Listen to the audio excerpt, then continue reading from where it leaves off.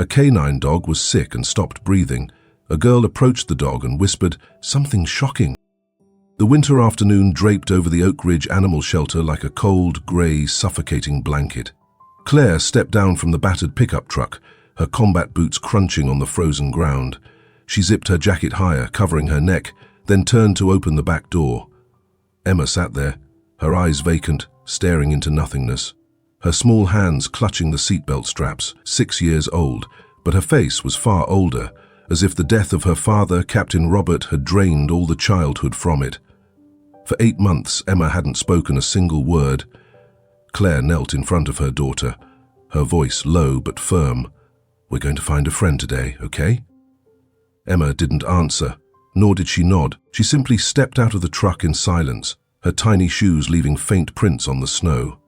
Claire sighed, her breath turning into a fleeting white puff in the air. She had been a medic, patching up wounds amidst the rain of bombs and bullets, but now she was powerless against her own child's pain. A dog, it was the last hope she could think of to draw Emma out of her silent shell. Inside the shelter, the smell of dampness and sporadic barking greeted them. Rows of old iron kennels lined the walls, filled with eyes looking out, curious, fearful, or vacant. Claire took Emma's hand, leading her past each cage. A beagle wagged its tail, a terrier barked incessantly, but Emma showed no reaction whatsoever. Her eyes remained fixed on the floor, as if the world held nothing worth looking at anymore. Claire tried to remain calm, but her heart began to feel heavy. The space around them was suffocatingly quiet, broken only by the sound of her boots on the concrete and Emma's even breathing. Janet, a middle-aged volunteer with her hair neatly tied back, approached them. Her voice was gentle but direct. "This little girl needs something more special than these. There's another area in the back, but not all of them are healthy." Claire nodded, asking no further questions. She knew what not healthy meant. Animals waiting to die, abandoned or unwanted, but she still followed Janet, pulling Emma along. If there was even a sliver of hope, she wouldn't overlook it. They passed the main rows of kennels, into a narrow corridor leading to the back area. Dim yellow lights flickered on the walls, and the pungent smell of disinfectant hung in the air. Claire stopped in front of a cage, where a small white puppy whimpered softly. "What do you think, Emma?" she asked, turning to her daughter. But Emma wasn't there anymore. Claire started, her heart pounding. She scanned the surroundings, then saw Emma's small figure silently walking towards an old iron door at the end of the corridor. Scrawled on the door were the words, "Restricted Area." Emma didn't turn back, didn't call for her mother. She just kept going, as if drawn by an invisible force. "Emma!" Claire called out, her voice hoarse with cold and worry. She ran after her, her boots hitting the floor heavily. Janet hurried behind, stammering, "That area isn't for visitors." But Emma didn't stop.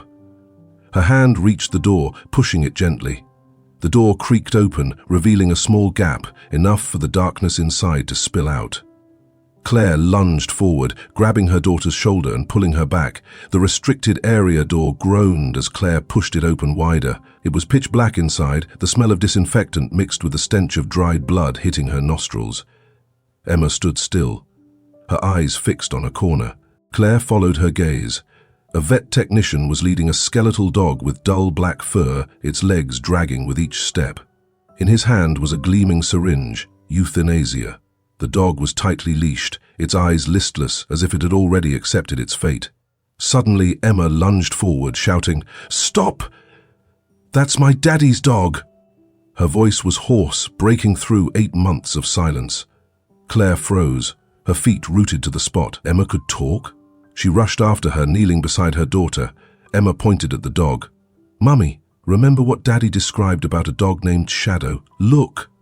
The tattoo on his ear, the scar on his back leg, the way he walks, it's exactly like Daddy said."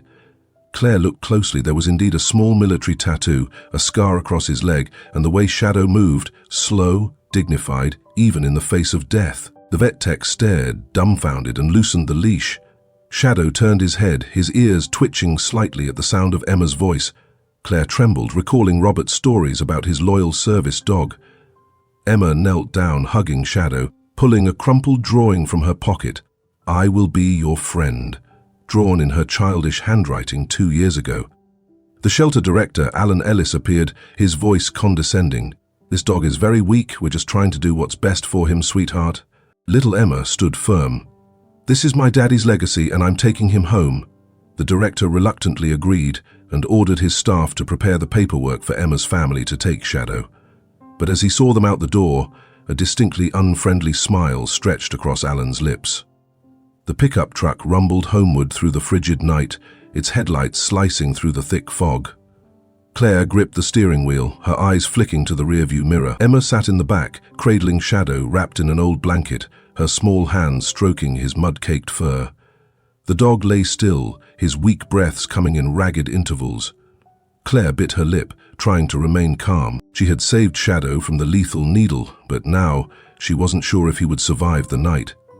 Arriving home, Claire gently lifted Shadow and placed him near the fireplace. The fire crackled, casting a red glow on the dog's gaunt face. Emma silently brought water and a cloth, carefully wiping the mud from Shadow's body. "You have to get better, you hear?" Her voice was small but firm, like an order. Claire watched, her heart aching. 8 months without hearing her daughter's voice, and now Emma spoke for Shadow, a dying creature she called friend. She knelt down, placing a hand on Emma's shoulder. "Mummy will help you take care of him." Emma nodded, her eyes never leaving Shadow. The night passed, the silence broken only by the crackling of the firewood. Claire made coffee, keeping watch by the fireplace.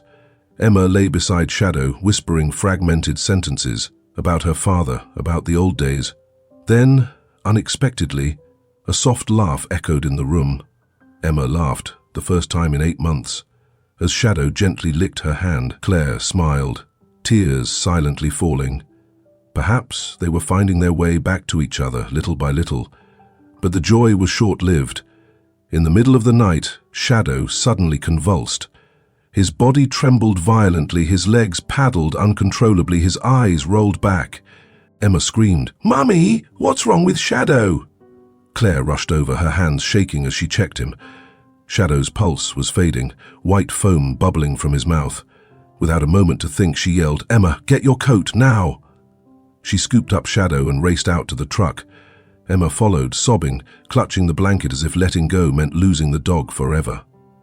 The drive to the veterinary emergency room was shrouded in darkness, the headlights sweeping across the bare trees. Claire floored the gas pedal, the tires crunching on the icy road. "Hang on, Shadow, you can't give up on me now," she growled, her voice breaking. Emma sat in the back, holding Shadow, tears streaming down her face. "Don't die, you're Daddy's friend." She repeated it over and over, like a plea, a desperate prayer. Claire glanced in the mirror, seeing her daughter's red, terrified eyes.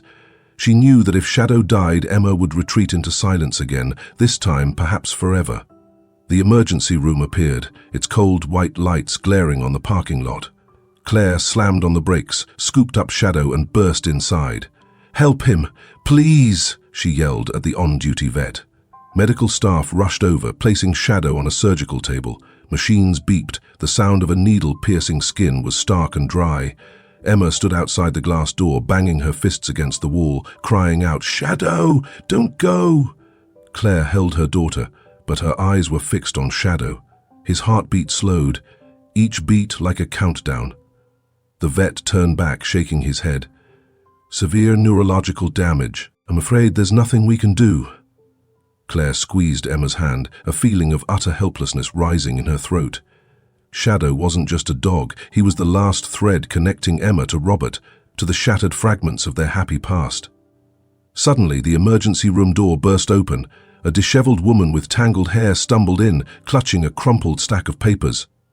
"I'm Maria. I used to work at Oak Ridge," she whispered, glancing around as if afraid of being discovered. "Shadow isn't like this naturally." They did something to him. Claire snatched the papers, her eyes scanning the lines. NTX-17, an experimental substance, injected into Shadow and 13 other dogs. Slow, irreversible neurological damage. Oak Ridge wasn't just an animal shelter, it was a deathly laboratory. Claire looked up, her eyes blazing. Shadow lay still, his breath so shallow it was barely audible. Claire clutched the papers Maria had given her, each line a knife twisting in her heart. NTX-17, a neurotoxin, tested on Shadow and 13 other dogs. They weren't abandoned animals. They were living test subjects for a vile project. She looked up at the vet, checking the heart monitor. "Tell me, is there anything at all?" Her voice was sharp, without a trace of tremor. The vet shook his head, his voice somber. "He's too weak. The neurological damage is irreversible. The only thing left is euthanasia, to ease his suffering." Emma heard, bursting into tears, and rushed to hug Shadow. "No, I won't let you." Maria, huddled in the corner of the room, stepped forward, her voice trembling. "I stole these files from Ellis's office. He's working with a pharmaceutical company, testing NTX-17 to sell the data. Shadow was in the first batch. They die slowly, and no one knows." Claire spun around, her hand clenching the papers until they crumpled. "They killed him? For money?" Maria nodded, her eyes red with tears. "I quit because I couldn't stand it, but I couldn't save them." Rage surged through Claire like a wildfire, consuming all reason. She bolted out of the room, pulling her phone from her pocket and dialing the police. "I have evidence of an illegal testing operation at Oak Ridge Shelter. Alan Ellis is the mastermind. Send someone now," her voice roared, echoing in the empty hallway. The dispatcher stammered, asking for details, but Claire cut her off. "I can't wait. Act now or I'll arrest him myself." She hung up, turning back to the room, her eyes burning as she looked at Emma. "Mommy won't let them get away with this." The police arrived at Oak Ridge within 20 minutes. Claire stood outside her truck, holding Emma, watching as they handcuffed Alan Ellis and led him away. He yelled, "You have no right! This is my property!" But when the officer held the file in front of him, Ellis's face turned ashen. He knew the game was over. Claire walked up to him, her voice as cold as ice. "Shadow is my family. You killed him, and I'll make you pay for the rest of your life." Ellis sneered, but couldn't utter a word before being shoved into the police car. The testing operation was exposed.